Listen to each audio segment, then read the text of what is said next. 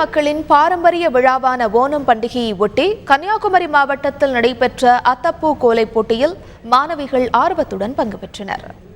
ஆற்றூரில் உள்ள தனியார் பள்ளியில் நடைபெற்ற இப்போட்டியில் மாணவிகள் பல்வேறு வண்ண மலர்களினால் அத்தப்பூ கோலமிட்டனர். சாதி மத வேறுபாடின்றி அனைத்து மாணவிகளும் இதில் கலந்து கொண்டு தங்கள் திறமையை வெளிப்படுத்தினார்கள். கேரள பாரம்பரிய உடை அணிந்திருந்த மாணவிகள் திருவாதிரை நடனமாடினார்கள்.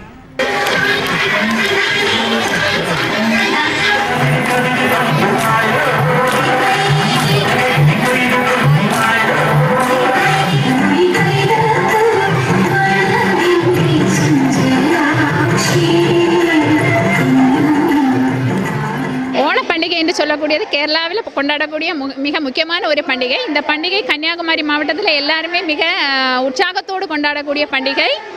அது முக்கியமாக சொல்லும்போது நம்முடைய பள்ளியில் இன்றைக்கி தான் அதனுடைய கலை நிகழ்ச்சிகள் நடைபெற்று கொண்டிருக்கின்றன. மாணவர்களுக்கு பாயசம் எல்லாம் வழங்கப்படுகிறது.